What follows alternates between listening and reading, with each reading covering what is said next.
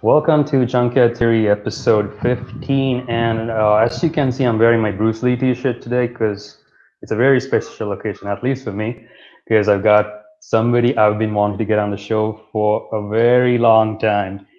I don't know where to start. I grew up watching his films from back in the 90s. At least I'm a 90s kid. But he's been around since the 70s, 80s, and recently he's moved on to fight coordinating and stunt choreography, all that stuff in massive Hollywood movies such as Mad Max Fury Road, The Amazing Spider-Man, Spartacus, just to name a few. But most of all, I think he would agree if I call him a true martial artist. Welcome, Richard Norton. Thank you so much for coming on the show. Thank you, Akash. I'm very honored to be on with you, my friend. Nice to talk The to somebody honor is mine. in the world in these uncertain times. That's great. Definitely. So, Richard, how did you get into film? What's your background? What's your origin story? This is the question that I ask all the guests. What's their origin story?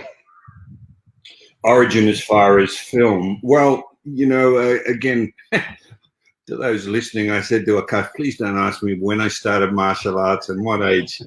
I mean, that's kind of a joke because I've said it so many times, but I did start at a very young age with judo, went on to karate, opened up a system of schools with a friend of mine, Bob Jones. In 1970, we started a style called Zendokai. And at one stage, we had over 500 schools throughout Australia. I bring that up because as a result of bringing different people out that we found would be interesting and to sort of help promote the arts in Australia, Bob and I brought Chuck Norris out to Australia in 1978, and I was doing demonstrations, Okinawan weapons demonstration on the same card with Chuck. He was doing demonstrations. It was very early in Chuck's movie career. He had just finished Good Guys Wear Black, and so he's on a bit of a promotional tour. Bob had just introduced kickboxing, the first time kickboxing had ever been introduced into Australia, which is why, again, we wanted a name like Chuck Norris to come out. And Chuck came out. We got on so well. Chuck said to me, if you ever get out to the US, give him a call and we'll do some training. And you can imagine to somebody like in Australia, we're obviously, that's why they call us down under. We're at the bottom of the earth here. And so everything else is a long way away. So it was an amazingly enticing invitation. And in 1979, I'd been doing personal bodyguard work with rock and roll bands since 73. Started with the Rolling Stones, looked after Fleetwood Mac, Stevie Nicks, Linda Ronstadt, James Taylor, David Bowie, and on it goes. And in 79, Linda wanted me to come and work for her full-time in the US. And it was a big move for me to leave Australia, but with her prompting, I ended up going over to California to work on the tours with her, and as a personal bodyguard. And the first person I called was Chuck. I went round to his house at his invitation and started training every morning with him. And it happened that he was in the very early stages of the Octagon, one of the first real kind of ninja movies. And because he'd seen me use Japanese weapons and everything, he asked me if I would consider playing his nemesis, the main bad guy in the movie, which of course I jumped at. So, we worked for a few months just working at the choreography of the fights and rehearsing and everything. And that was the start of my film career. And, that's the origin of it all. So I went to the US not at all thinking about movies or getting into movies. It was just the opportunity came through Chuck being in the movies and wanting me to act in the Octagon, and that's how it was really matter of circumstance, being in the right place at the right time, and a lot of movie work is about who opportunities to come up through friendships and relationships and everything else. So there you go, matter of circumstance. Because in other words, it's not like I was off to the US, off to Hollywood to become a movie star. It wasn't what I was doing. I've always said to people, all I wanted to do with my life is to be the best martial artist that I could be. That doesn't mean there aren't thousands better than me, some not as good as me. It was really about just doing what I could do to be the best representation of the arts, you know, in what I did and how I performed. And everything good that's come in my life has come as a result of that through line, and still is to this day. I love the arts. I love teaching seminars. I love learning, and really the bodyguard work came as a result of those skills, and the movie work came as a result of those skills, and it's still holding me to good stead even these days. So it's been a good journey. That's wonderful. Well, the first time I saw a movie of yours, it was Ragin Honour 2. That was, you know, my dad. He's a martial artist, and you can imagine what kind of movies we'd be watching every single day. And I still distinctly remember that particular scene where you take this fish and smash a person around with it. Which scene? Doing what? The one where you smash the guy with the fish. Yeah.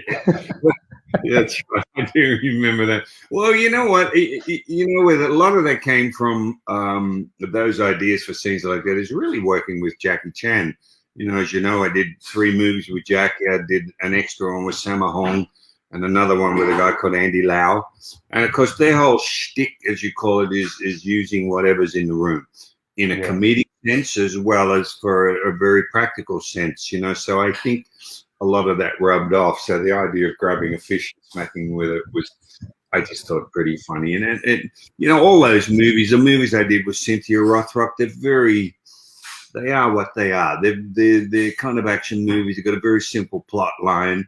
It's really about the fights, and it's in some ways a little bit tongue-in-cheek, you know, the way the stuff come up with. And so I thought a fish smacking some of the fish was very appropriate.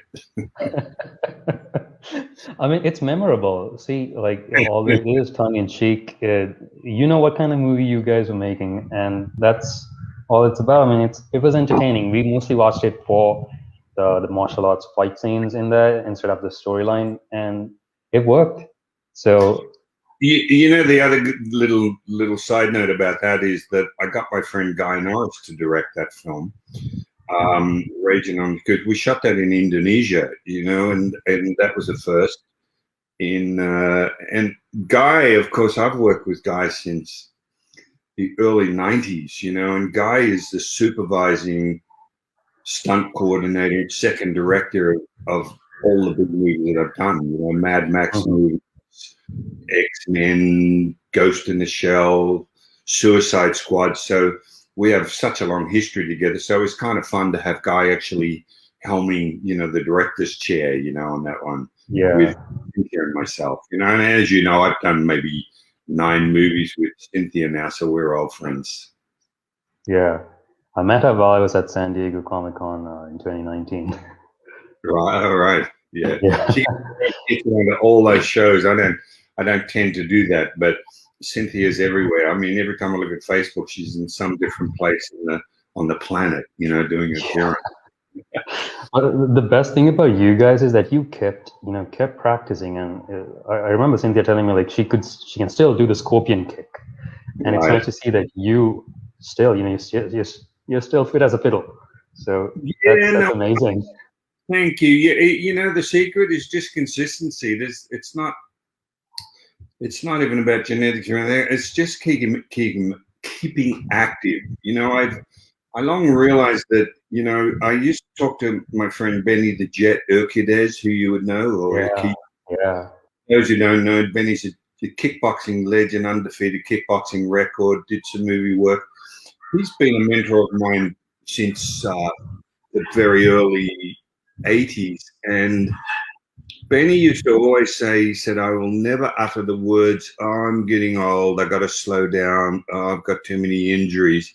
Because you believed that you would then give yourself a psychological crutch to not participate fully anymore. And it's true. We all want a way to not have to put ourselves on the line, you know, because training, whether it's lifting weights or doing weapon work or sparring or grappling, which I love now, it's hard and it's very confronting, you know, and in some ways people want that excuse to not have to get out on the mat and put themselves on the line. And I just always remember that conversation with Benny, and I just refused to do that. You know, I refuse to accept age as a crutch.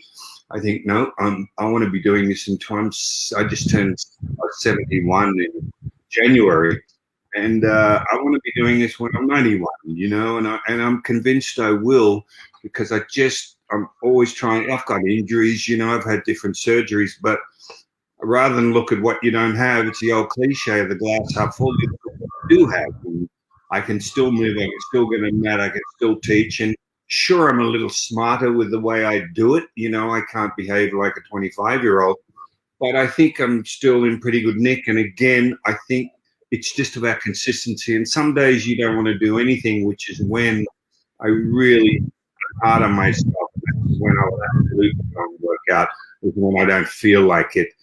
And I think that's the key. And sometimes you do a tiny bit, and sometimes you do many hours, you know, but to keep consistent, your body always has to stand by those healthy stresses. And, you know, the old saying, what you don't use, you lose. And, you know, I tend to believe that. So, Sure.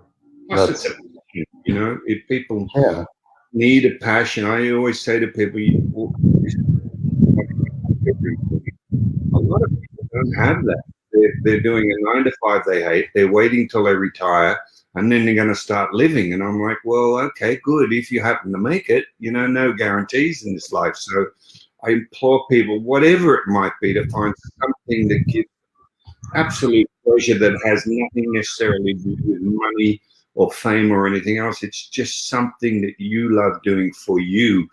And martial arts, yes, has been a way for me to make an economic sort of secure life, but it's still not the reason I started, and it's still not necessarily the reason I still do it. I just love it. I love the chance to get up and have a chance to learn something new every day of my waking life, you know.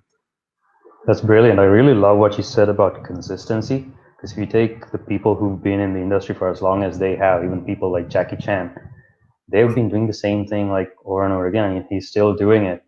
And you worked with Jackie, Sammo Hung, Andy Lau. Talk to me a little bit about, you know, what it's like working in Hollywood versus Hong Kong. It's very, very different. You know, the first movie I did in Hong Kong was, I think, 1984, film called Twinkle Twinkle Lucky Stars that Sammo Hung was directing. Jackie, of course, was in it. Yin Bill, who was another very famous martial artist there. Yeah. And when I went, I remember thinking, oh, well, you know, I'll be able to do this, and I'll be able to do a bit of what I like to do, my own stuff. And, you know, I was used to, I'd already been in the movie industry, so I was thinking, you know, 10-hour days, maybe 12-hour days. Well, what a rude awakening in that when I got the drama stuff was minimal. So I was there for quite a few weeks, you know, just in the hotel having a nice time in Hong Kong. But when the action started, it was like, oh my God, you know, people sort of think I'm exaggerating, but I was on the set 18 hours a day, 7 days a week, you know, week after week when the fight stuff started. And it was grueling, and there's no real script. So there's nothing you can even practice. You have to wait till you get on the set. And then somebody, whether it's Jackie or Sammo or a stunt person, will show you what they want you to do for that particular scene. And they turn the camera on. You basically rehearse in front of camera until you get it right. And that could be 20, 30, 40 takes. And then you'll move on to the next piece, you know. And so the difference is not having a master. They don't know what that fight scene is going to be until each day as it kind of comes together, and they'll do a rough edit that night of the action. And then based on that, decide which direction they want to take the fight, how long they want it to be, et cetera, et cetera. Whereas in Hollywood, you know, everything's prepared, you know, you have the fight scene worked out, you get rehearsal time. And when you're on camera, you are shooting that blueprint of what you've decided to fight and what the director is sort of approved as being the actual fight. and there's a master. So you do that from start to finish. Then you cover it. You go and do, you know, your reverse shots and over the shoulder and everything else. As I said, in Hong Kong, it's very spontaneous, which, by the way, is a great thing because you're not tied in, you're not locked into anything, you know, because the emotion of the fight can change as you start to get into it. And I love that Jack and Samo could sort of decide based on the spirit of the fight that, no, we're going to take it in this direction and we're going to add this bit of action. So again, the spontaneity of it, I thought was very interesting. But again, very difficult. When I did the fight scene with Jackie in City Hunter, it, you know, was 8.5 minutes, I think, screen time, a long fight, but it took 6.5 weeks to shoot that fight. And I'm talking about 7 days a week, again, 16, 18 hours a day. So it's a long stretch. But having said that, there's a reason that his fights look so amazing. It's because they prioritize time and money and everything into making those fights the best possible fights they can be. Yes, it's a different style to a Western style fight scene, but again, it works for Hong Kong, it works for Asia, and it works for a lot of Europe. And you can't argue how complex and how beautifully executed those fights are. So, you know, it's again, it's just different. But I'm absolutely thrilled to have been a part of that with people like Samo and Jackie that are absolutely the maestros of action movies. You know, Magic Crystal I did was Andy Lau, who's famous in Hong Kong. That was his first film after coming from TV. And, you know, I worked with Andy Lau, and also there was a few others that were in some of the early films I did. It was their first movies. So, yeah, it was a great experience, but a difficult one. And I want to finish off by saying that it was that difficult. I remember when I first started fighting Samo in Twinkle Twinkle, and I was supposed to do the main fight with Jackie, by the way. We had a small fight, but he injured his shoulder or his shoulder blade or whatever. So I ended up doing the main fight with Samo, which was a fantastic experience. But after the first few days, it was that different. I went back to my hotel room, and I basically said, if I can get through this, I can get through anything. And I meant it, because the timing was different. You know, everything was very different. But again, I wouldn't trade the experience for the world, because I learned so much about an action fight scene. So personally, which style of working do you prefer, having to prepare for everything in advance, or the spontaneity of it, or kind of do you prefer a mix of the two now? No, I would prefer to be prepared. I definitely prefer to have a fight scene worked out, to understand and make changes based on my ability. Because, you know, the difficult thing of doing something on the spot is you have a stunt or a fight coordinator or a number in Hong Kong that have different abilities to me. To suddenly then want you to copy exactly what they're doing can be quite awkward sometimes, you know. Whereas if you're prepared at the fight, you can be showing a fighter some choreography and say, look, let me do this because this is a little more comfortable for me. This is more within my skill set range. And so the fight becomes more deliverable by me rather than me really being stressed and able to execute somebody else's moves. Does that make sense? It's like lines. You know, this is what people, when people get in front of camera, if they're able to just wrap off and talk what they want to talk and improv a scene, for instance, or even any sort of dialogue, it's quite easy. The problem with acting is that you have words on a script that are not your words. They're written by somebody else, that they're depicting a character. And your job is to make those words as though they're yours and in life. Well, doing a fight scene is the same sort of thing, you know. The more prepared the more you've learned your dialogue and more you've given a chance to do character work and subtext and backstory and everything, I think the more justice you can do that dialogue. And that's kind of how I feel with the fight scene as well. Definitely, yeah, that makes total sense, because even when we've done fight sequences, like I personally prefer to have them, you know, as planned as we can have them beforehand so that we figure out, what the actors are capable of pulling off. And I mean, in Hong Kong, pretty much everyone, everyone's who's in front of a camera is a martial artist, so they come with their set of skills, I guess. That's a huge point you bring up, Akash, because in Hong Kong they will often cast people not based on their dramatic ability but on their action ability in a movie like that. Yeah. You're already getting people that have the skill set. As you know, in the US or Western movies, you're probably hired more for your dramatic ability, and they figure they'll get a stunt double, a fight double for you on set. So it's a whole different reason that you cast somebody in. For instance, in which we'll get into, if I'm going to choreograph a fight scene, say for Suicide Squad, and the first time I worked with Margot Robbie, I said, I need to find out what I felt she was capable of. She had a dance background, which helped tremendously.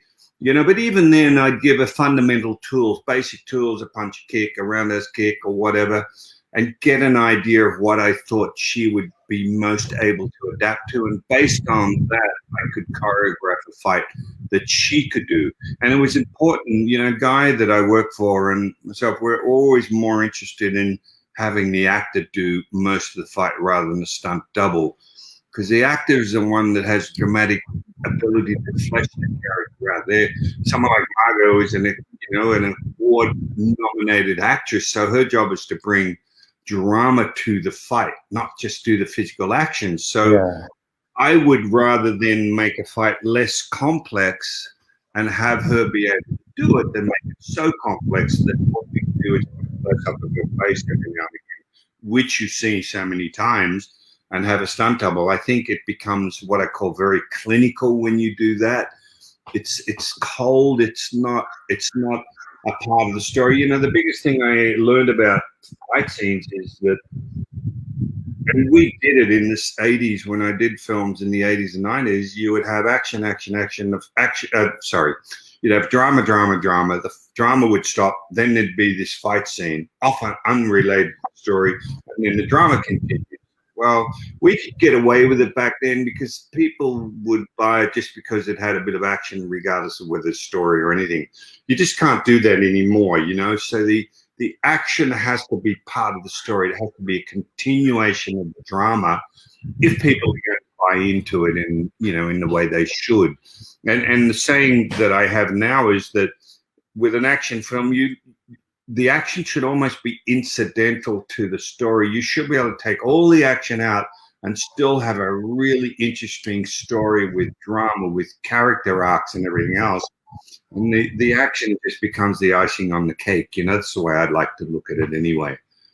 So that it's an interesting process. Yeah. That's very interesting. And I think this particular question that we have kind of relates to that as well.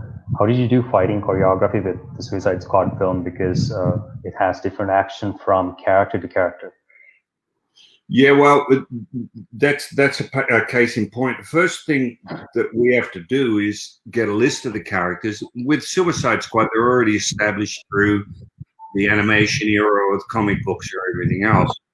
And you often have a set list of capabilities, like Harley Quinn, for instance, had a gymnastics background, and she wasn't super. In fact, none of them were super characters as far as being able to fly or jump around like Superman or anything. So you'd have a character set of skill sets, like Deadshot, for instance, with Will Smith. His main thing was he was amazing with rifles, firearms, long arms and sidearms. That was his main skill set, and you'd back that up with maybe a very military close quarters combat style of combat. Boomerang, his thing was basically throwing boomerangs, that would either explode or whatever. But he also had a bit of because he was an Aussie type character, his style of fighting was more a barroom kind of brawler as opposed to somebody spinning heel kick or something. So you have a whole list of different characters with different abilities, and that's how you would do the fight. And it was important because as I said to you, if it's not part of the story, if you suddenly had Harley Quinn doing, Margot Robbie doing jumping kicks and jumping spinning heel kicks, you say, well, okay, that's pretty good, but how the hell would she know how to do that? So you suddenly realize it's very unrelated to that character arc as it applies to Suicide Squad and the characters we know that are in the Suicide Squad kind of franchise. Does that make sense? So, Yes. I think what I always give people with that sort of thing is that you can imagine the old Dirty Harry movies with Clint Eastwood as this gruely cop. Again, if Clint suddenly in a fight scene again did a jumping spinning heel kick, you go, well, how the fuck does he know how to do that? He's a cop. Tom Hardy's an example in Mad Max. He was an ex-cop, military. He survived in the streets. So the same thing, you had to sort of gear his fights to that very much Eddie, an almost untidy kind of street brawler type, who would pick up any obstacle if he had to, a chair or a stick or whatever, and use it in order to get the result he wanted out of the combat. So, yeah, that's basically what it takes. And then you would choreograph it according to script. Everything has to do with story and character. Again, if the fight and the action didn't relate to the story and character, it wouldn't work. Like, for instance, if nobody really gets into a fight without some sort of pre-visual cue, meaning a dirty look, or somebody says something to you, or it's over ego, or is the fight with a friend, or is it with a family member, or is it with somebody that just grabbed your wife on the butt and really pissed you off, et cetera, et cetera. You have to have a reason for the fight, which would then determine how grueling or serious or deadly it was. Does that make sense? Yeah. Was Yeah. brother that pissed you off, you're not going to beat the crap out of him and elbow him in the head. Hopefully not. Anyway, maybe. You know what I mean? But all of that comes into it, and that's where also, so the script comes into it, and that's where the director comes in as well. The director will have a look at it. He's the conductor of the orchestra that looks at it from a different point of view and says, does this fit with the story arc of where this fight occurs? Who's doing it? What's the reason for the fight, and what's the desired outcome? So there's a lot goes into the fight. George Miller was he's one of the brilliant ones. When we did Mad Max Fury Road, every move, whether it's Charlize Theron or Tom Hardy, had to be justified. Like, well, why is she doing a fist? Why wouldn't she use this? And why is that? And why is this? You have to justify every move to George, and if you didn't have an answer, then it wasn't going to remain in the scene. So it's quite a head trip, putting them together in the best way possible. And this is also why some fights, yes, you could make them. I've watched a lot of, I don't want to get over the tangent here, Marvel movies. And sometimes for me, what I see is an incredible amount of tricks. Like, it looks like the choreographers are going, well, how many tricks can we put in this fight, And you go, yeah, well, that looks all good, but you lose me, I suddenly realize, no, I'm just watching the fight for the sake of the fight, rather again than the continuation of the story.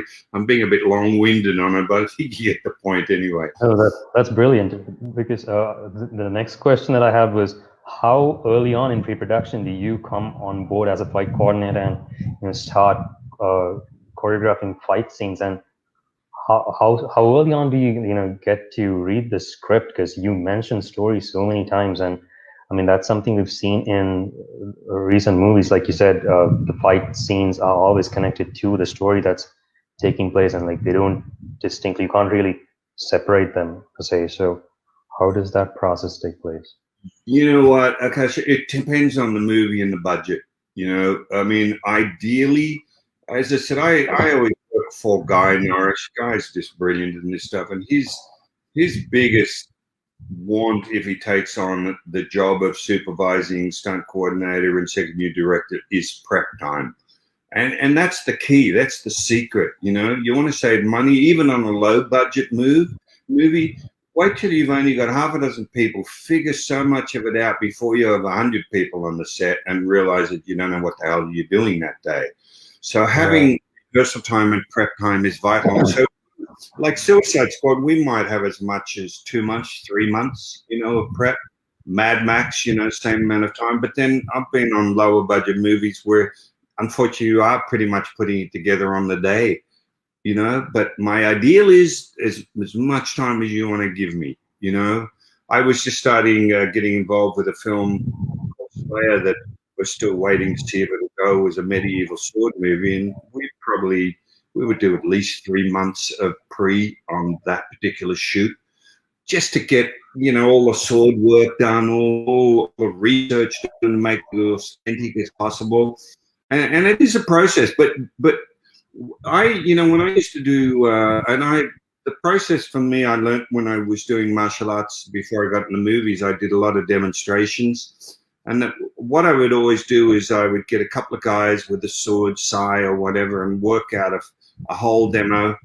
And I always knew, and then I would figure it out and do it, and then I would leave it for a week, and then I would go back next week and have a look. And the better I got at it, the more I was able to say, well, you know what, that looks a bit slow now, and look at this gap. Let's add something in here. In other words, you could keep tweaking it, you know, and getting a better end result. Because if you don't have time, it's a bit like doing a cold reading as an actor. I've been outside a casting office with a couple of sheets of paper, and all I have time is quickly to learn the lines, and I go in and I do a reading. And pretty much what you'll do is whatever your first gut instinct is on that piece of work. Whereas if you're doing a stage play, you will rehearse for months before you actually put it out. And the reason is you get to flesh it out and give it nuance, you know, and give it depth and give it character and everything else. And again, a fight scene is exactly the same sort of process if you have the opportunity. So again, that was a long-winded way of saying depends on the budget. You know, ideally, months. Months. Gotcha. We got another question here. Two-part question. How do you get the best out of someone who isn't trained in fighting? And to what extent do you count on the editor to cover up their shortcomings? Well, yeah, look, again, that gets down to what the previous thing is how much time do you need? If you're gifted enough to have, say, a Margot Robbie or a Will Smith, who are just already amazingly athletic actors, you could do amazing amounts in a very short amount of time. On the flip side, you can get actors that have got 2 left feet, you know, and you can train for a year and they probably wouldn't be that good in a fight scene. Unfortunately, then you either got to make the fight scene very simple and basic, dependent on their non-athletic ability, or again, if you get a Margot Robbie, I mean, I actually said to Margot, I said, Margot, I reckon I could teach you just about any fight scene I could come up with, and you can perform it and perform. She was, you know, she's usually better than her stunt double. That's how gifted she is. Wow. But again, it depends, you know. As far as editing, yes, you know, editing's got a lot to do with it, the way it's shot, you know. If, you know, you used to see in films like even, there's a lot of movies where they used to move the camera in very tight and move it around, and sometimes it'd be night and sometimes it's raining. A lot of times that's just to distract you from the fact that the actors didn't really know what they were doing. Whereas if you get actors that know, you can pull that camera back a la a Jet Li or a Bruce Lee or whatever, you know, or you know, Michael J. White and people like this. You could pull that camera off and it's just artistry, you know. Or Richard Norton, for that matter. Well, it's you know, I would thank you, but God, I look at some of the 80s and 90s movies I did, and it's funny. I laugh. I'm not down on myself. I look at it and go, yes, that's what we do then, you know, spinning crescent kicks and all this. But you know, it's evolved. Oh my God, some of these are what they're doing on film now, and you know, God bless them. That's their job, is to take the baseline we had and just to build on it. And that's what you're seeing, you know, with a lot of the actors today. So editing is a big, you know, you can undercrank or speed the film up.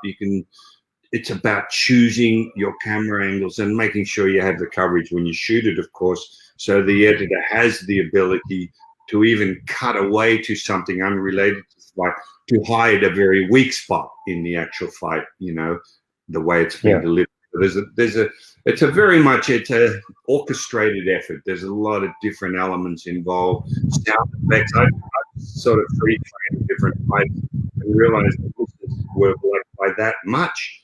But the actor snaps their head and you hear a loud, crack, and you're automatically convinced that there was contact and it did what it was supposed to do. But anyway. Speaking of contact, I'm pretty sure you got not, either Samo or Jackie, they connected with you, like, during the fight scenes, versus in Hollywood, it's pretty much, you go on a longer lens and basically you fake the hits. So, I mean, well, going ahead with full contact is more organic, but how logistical is that? Oh, look, no, it's not. I don't think it's a good idea. Yes, Hong Kong. I mean, I've told that story a lot of times when stage where, like, Samo sidekicked me up against this wall in Twinkle Twinkle Lucky Stars. He must have done it 20 times, and man, he started like the other side of the room, running at me, and that, like, he can kick. Man, Samo is powerful puncher. And the same with an uppercut. I got hit with bare-fisted uppercuts. I found a little bit of cotton wool to put in my teeth because I didn't want to chip my teeth. But he was very interested in seeing my face contort, while I punch. And mind you, you get a chance to write. It's not like you sort of standing there and copping the full blast. But a lot of what you saw in the Hong Kong fights was really happening. They wanted to see the indentation of a fist, or a foot on a head actually sort of making contact, and rather than use camera, in Hollywood, it's all about the illusion. You can miss by much with the right camera position, and as long as the timing's there and the snap of the head is there, nobody would ever know, because the camera basically has no sense of depth. So it's really just a different style of filmmaking. But yeah, I've been cracked by the best. I've been so anyway, that's all. But hey, that's I'm fine with that. I remember the fight scene with Samo. There was so much contact, and I basically laughed. I said, "No, I'm fine with that, as long as I can hit you back just as hard." And the great thing with Samo is he wanted you to crack him hard. He was a trooper. There was no, oh well, I can hit you, but you can't touch me. Yeah, goes both ways. Basically, we went into those being in shape. I was never not in shape, and it's like I could get in the ring, do a kickboxing match, so surely I could get on the set and cop some punches and kicks, no biggie. And it's within reason. Nobody's going to hit you smack on the front of the nose with a chance of breaking your nose, even though that could happen as well. It's all pretty much designed. I don't want people to think it's just action and anything can happen sort of thing. But the risk was always there, and yes, it was pretty severe as far as that goes. We got another question here. How do you coordinate with the cinematographer on a fight scene? I'd kind of expand this question in a way, like, who do you coordinate the most in terms of, various departments, cinematography, I don't know, costuming, pretty much, like, what departments do you coordinate with the most? Well, all of what you mentioned, costuming is incredibly important. My job, once I understand the type of action the character is going to be expected to do, is to then advise costume as to what I need the actor to be able to do. In other words, are the costumes, are we able to put pads over the elbows and over the knees? Are we able to support their back? Are the pants too tight? Is the shirt too tight? Considering maybe you've got to do a high kick or something. And the funny thing is, I learned that the hard way when I did Force 5 back in 1981 with Joe Lewis, and Benny Urquidez and Bong Soon.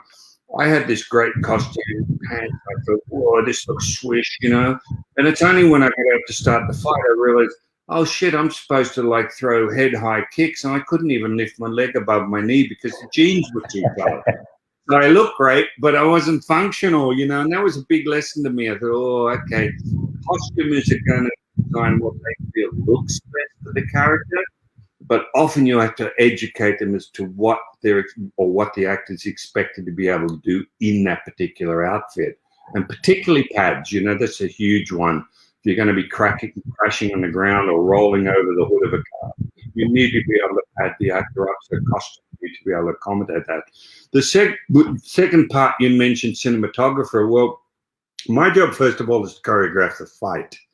Once we've choreographed a fight, then often we'd get the cinematographer in to have a look at the fight and decide how they're going to shoot it. You know, so the cinematographer comes second. You know, and based on what he wants and everything, and that's up to him.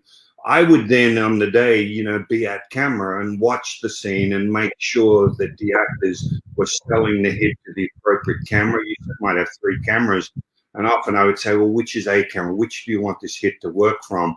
Because you can't make it work for all 3 sort of camera positions. And so that's where a lot of what I have to do comes in. You know, of course, the director being able to see if there's a miss or, you know, if something can be a little better angle-wise and adjust the actors accordingly. The director, of course, is the captain of the ship, by the way. You know, he will look at that choreography. First of all, is it what he's got in mind with his vision of the film? The cinematographer decides how he's going to shoot it. I would never design a fight always thinking about how it's going to be shot. I learned that that's not my job. My job is to put it together.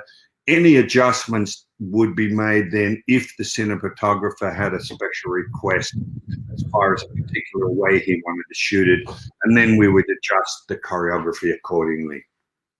Gotcha. And how often do you refer to fights that have already been done, like maybe Bruce Lee's movies or Jackie Chan's? Let's say you're working on a new project. How often do you go back and refer to something that's already been done? Oh, very often. That's like, and how does that play out? That's like having a library. You know, there's a couple of reasons. First of all, you can get phenomenal ideas. You know, it's like you know, with the sword movie, my background in weapons is more Japanese, for instance.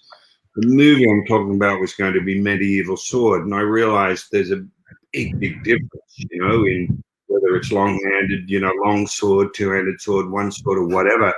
So I would have to hit the old YouTube channels and look up movies, whether it's Witcher or whatever it was, or Braveheart, and I would look at style and everything else and basically glean ideas from these amazing movies that had already been shot. The job then, of course, is not to do the same thing. It's just as a platform to be able to create something off that style. And anyone that says they don't steal from films that have already done, you know, is absolutely lying. Again, the job is to always try and make it a little different. You know, you don't want to plagiarize something and make it boring exactly like something that's been done in another movie, even though that happens a lot, you know. But, you know, Bruce Lee, I mean, you know, a lot of what Bruce did is it's almost getting back to that. Bruce was a good example of a style of filmmaking that I love, where it was almost like, to a certain degree, it's like, I don't like a fight with too many cuts in it. And watching Bruce, it's almost like watching a stage play. You know, if you go to a live stage play and there's an action scene, there's really one camera position and you get to travel your eye through that whole stage and watch it. The zoom in or the dolly is really you just focusing on one aspect of the fight or not, you know. Well, if you look at someone like Bruce, often the camera was pulled back and you saw Bruce as an athlete, like a dancer, just performing moves. You saw where the kick started and where it ended. Yes, of course, they would cut in and do, you know, inserts of shots and everything.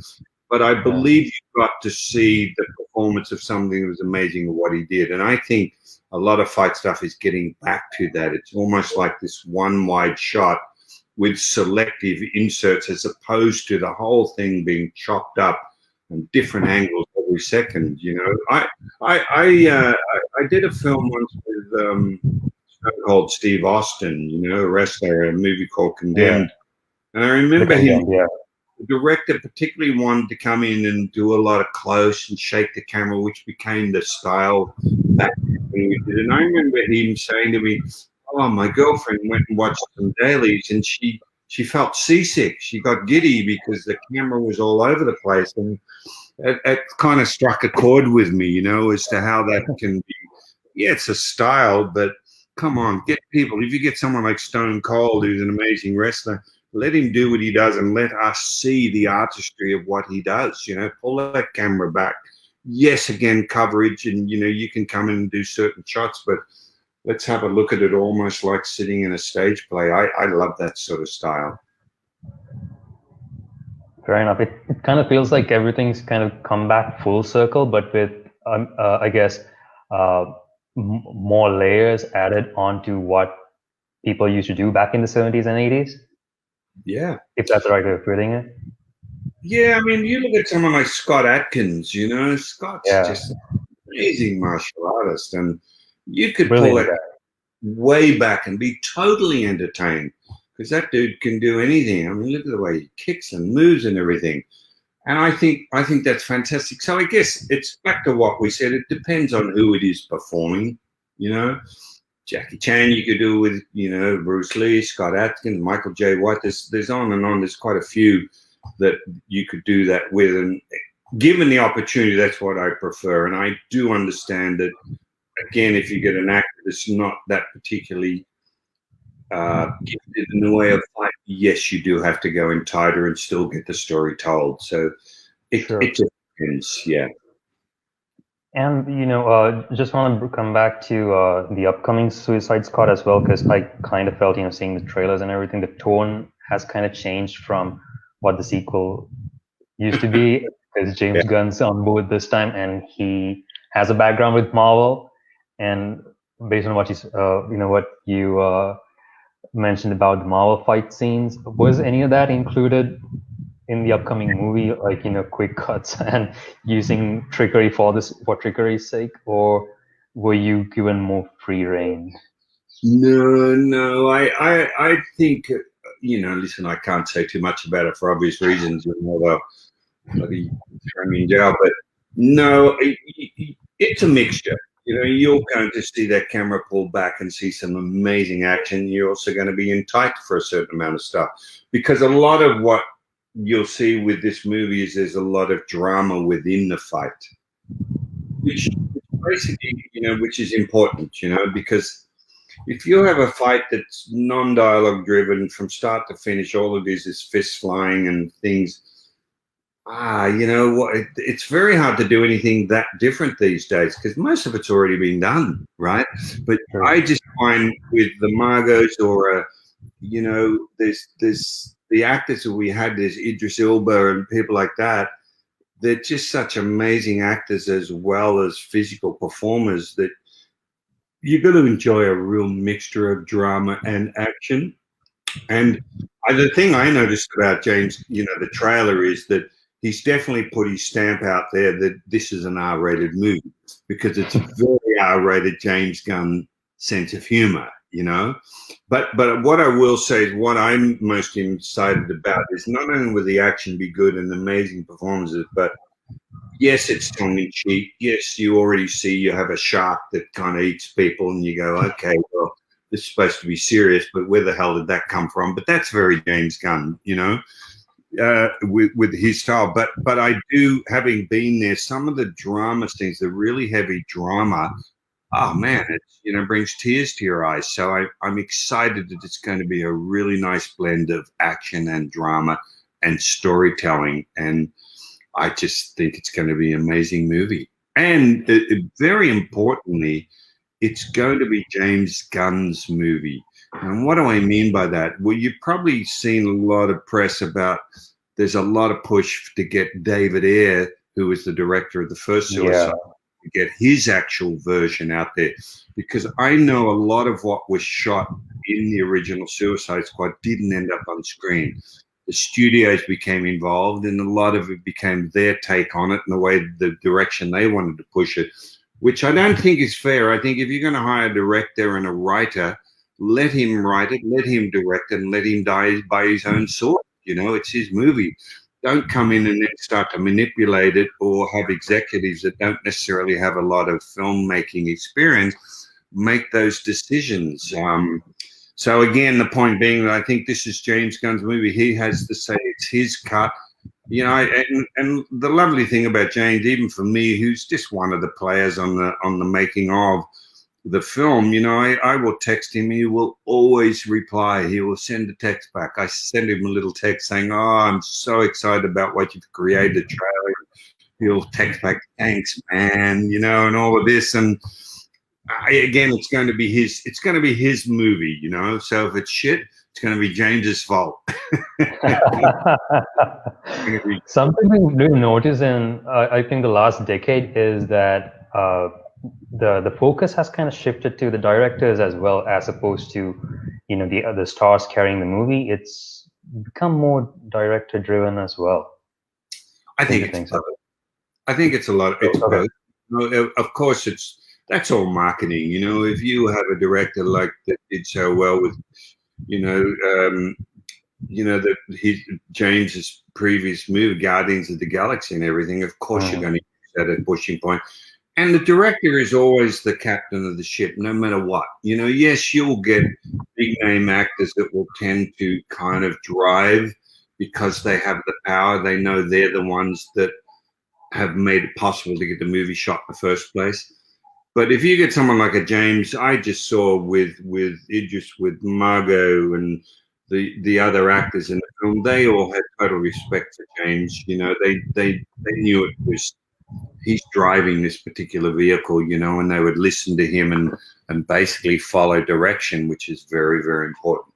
But it's totally collaborative. You know, he's not going to, if someone, you know, one of the main actors has an idea of something, of course he's going to explore that, because he would be stupid not to. You know, as a director, you need to listen to input from me as a fight coordinator, from the stunt coordinator, from costume.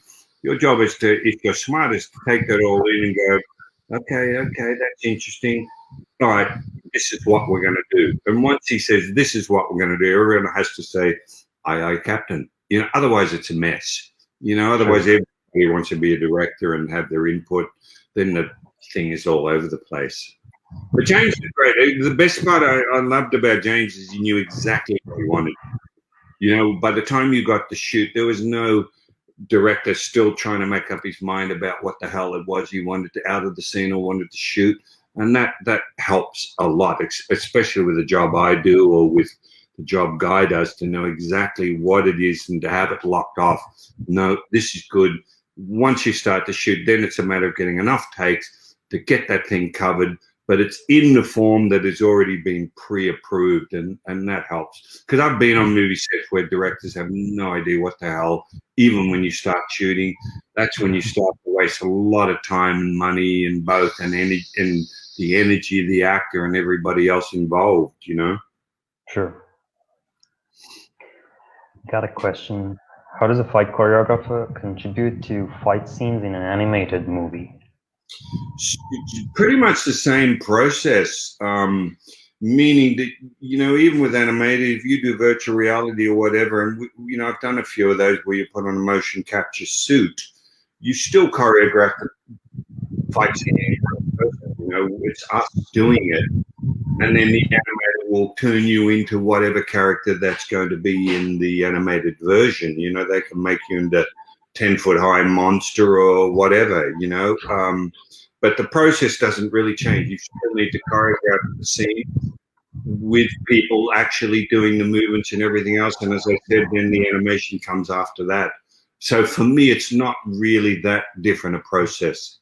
The great thing about VR and virtual reality when you do it is, you know, when you do, if I was doing a fight scene for, say, virtual reality or a game or whatever, the good thing is they have suits with all little markers on, and the computer will detect the movement and everything.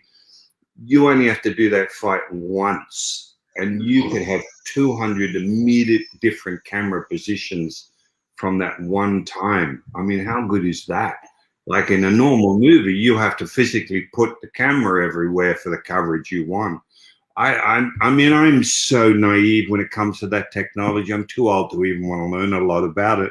But I'm just amazed the first time I saw a whole scene, the director could look at the, say, Guy's take on the virtual reality aspect of it, and then, well, what would it look like from here? And what about if the camera's here and he could press a button and, as I said, bloody multiple cameras pick up and say, let me see it from there, let me see it from there. And you can do your cut, you know, and have exactly the fight scene you want after having done it once. It's just an incredible process. We actually do, the guy will do that now. He has a virtual reality company, and a lot of the fight stuff we do now is all done, it's all animated before the movie even starts. So the director can actually know what that fight scene is going to look like before we even start shooting. How good is that? I mean, rather than getting... That's previous, right? Sorry? That's previous, right? Yeah.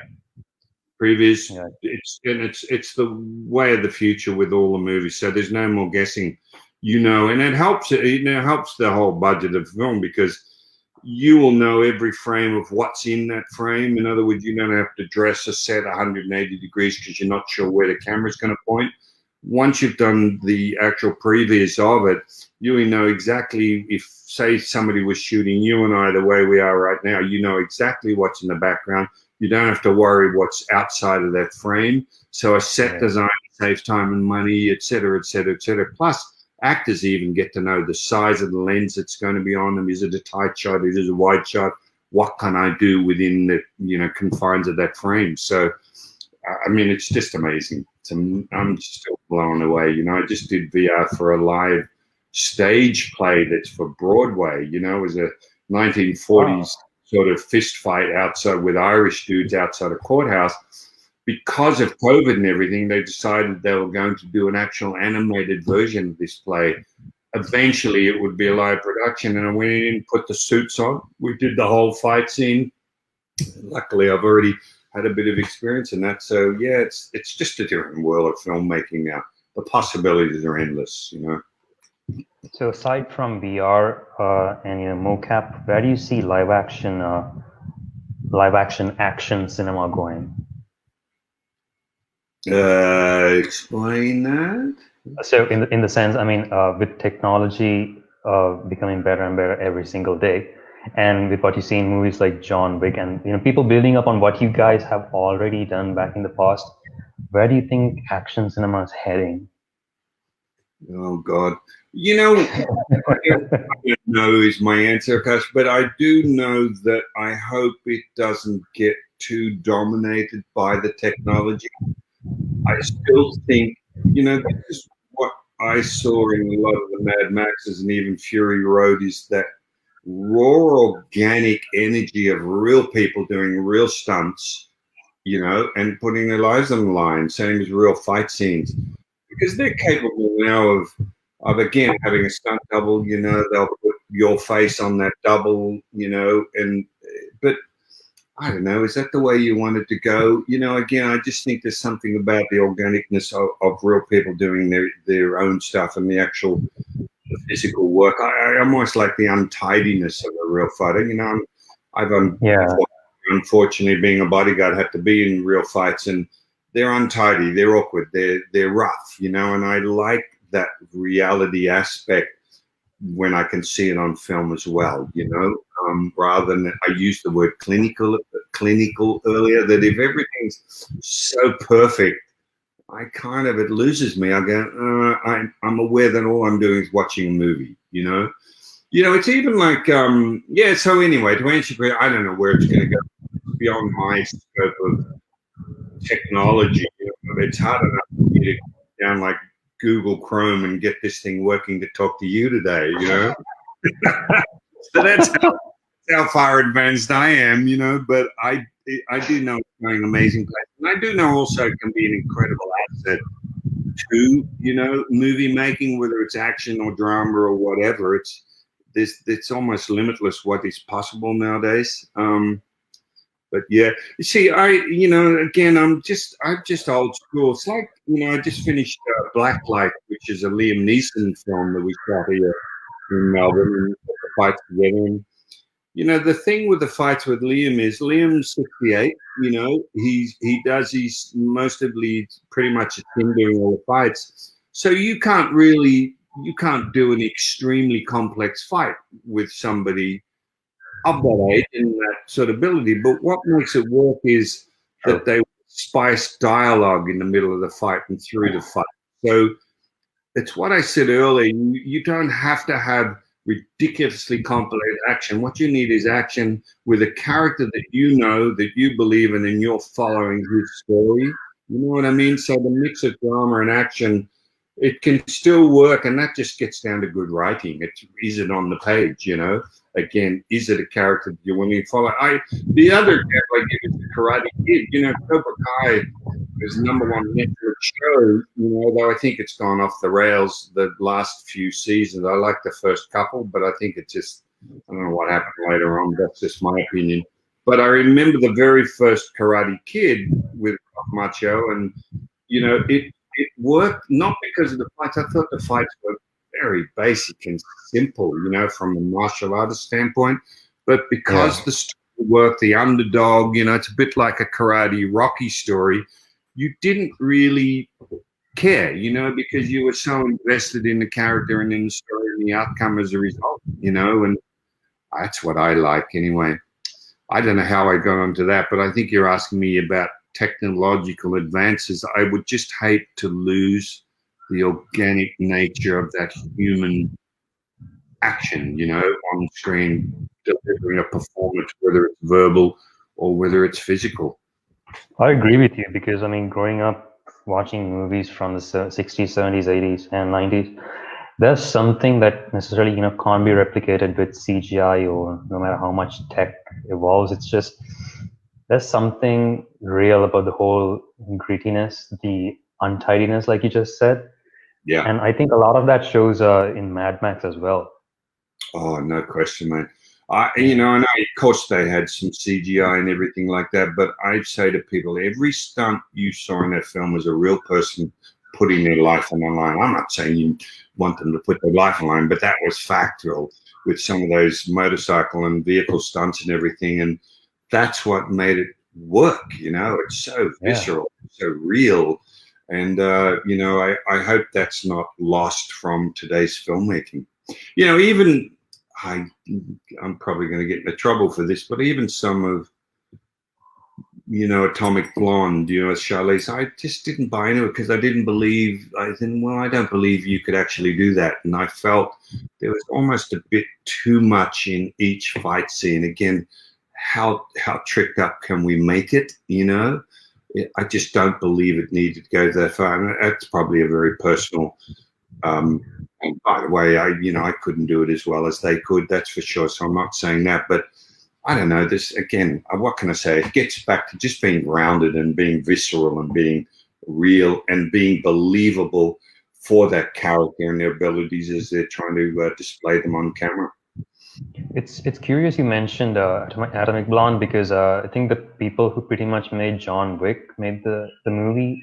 Yes, they did. Same movie, I guess. Yeah, and that's what the next question is about. What's your opinion about the fight choreography and fight? Right. Yeah, right. No, you know, they're amazing. They're amazing. You cannot fault the choreography and the execution. You just can't do it. And that's not what I'm kind of talking about. You know, I guess I'm.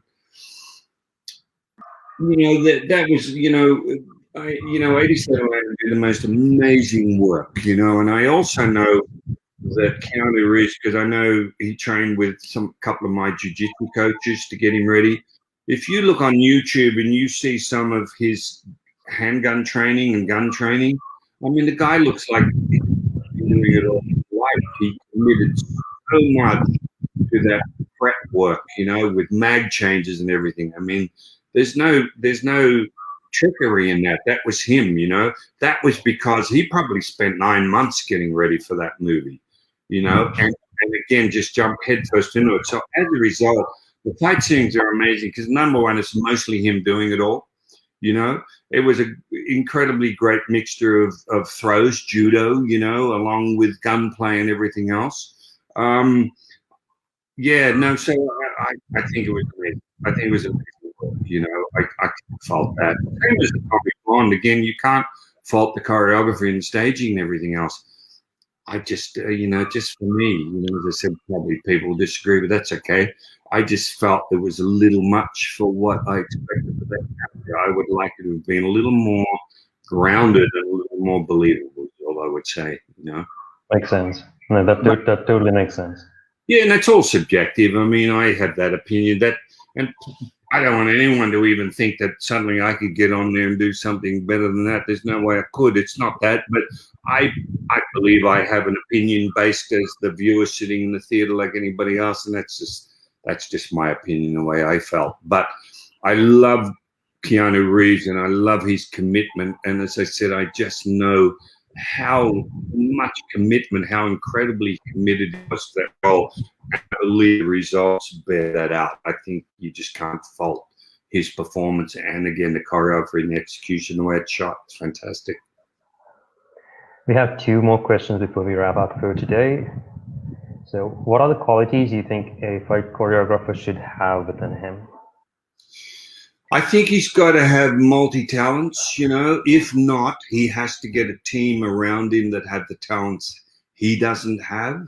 Do you know what I mean? Because, it's a bit like I learned that with Jackie Chan. To do a Jackie Chan film, you can't just be a karate guy. You've got to have skills outside of that certain skill set of, say, a karate fighter. You've got to understand more of the Chinese arts. You got to understand weapons. You got to understand the use of props. So I think a choreographer has to be able to think out of the box in that regard. And the other thing is the choreographer. The biggest thing a choreographer has to is understand is it's not you doing the fight. I've seen too many choreographers that will choreograph the most amazing stuff that they can do, but what they have to remember is, who are you asking to do this? What, an actor that's had like that much experience compared to your experience, otherwise what you're left to again is 90% of the fight having to be done by an amazing martial arts stunt double. But I think again that then is a problem for the film. I think we lose the drama that the actor can bring. So that quality, I think, is to drop your ego. It's not you doing the fight. Try and understand the actor's capability, which we talked about earlier, and base the fight on the capabilities on the person you're asking to perform that fight on camera. If you can do that, you're well on the way, and also just be a good listener. And again, be okay with input from the actor, from the director. It's not just about you, and then I think you've got a good shot at it. And also understand camera. You've got to understand camera lenses, camera angles, everything, by the way, that a choreographer does. It's so different from, say, a martial arts demo you would do. If whatever you choreograph does not work for that camera lens, it is useless and it's worthless. So everything you choreograph has to work for that lens. Whatever that lens captures is what's going to go on screen. If it doesn't work for that, then I don't care how good a punch or kick is, then it's not going to be of any value for the end result. So what you just mentioned. Sorry, go on. Yeah, sorry. What you mentioned about whether it works for the camera or not. So let's just say, certain martial arts moves would be really effective in real life, but might not necessarily look as cinematic on screen. So how do you compensate for the two? Because it's not realistic, right? It's all choreographed, and real fight never really looks like what you see on screen. So there's that. Yeah, no, and we've often said that what's real can often look very boring on film. If Rocky had been done with really tight actual boxer style, it would be boring. No, you need the big wide arcs and everything. Even Bruce Lee, you used to see Bruce Lee sometimes knock 3 people out with one spinning heel kick. Well, that's impossible to do. It worked for the film, it worked for an audience that's there going, oh shit, look at that. Look at John Wayne. John Wayne, we used to call it the John Wayne punch principle, where he'd pull the fist back. But even Clint Eastwood would do the same thing. You would see that, but it's for the uninitiated, untrained audience member to go, oh shit, you know, and you would see the start of the punch, the setup of the punch. You couldn't get away with that in a real fight. So part of the job of what we do is, again, understanding camera, you know. Does it work for camera? Does it work for the dramatic sort of push of the story? Forget about whether it's real or not, you know. Look at Jackie telling me you can punch somebody as many times as Jackie does in a fight scene.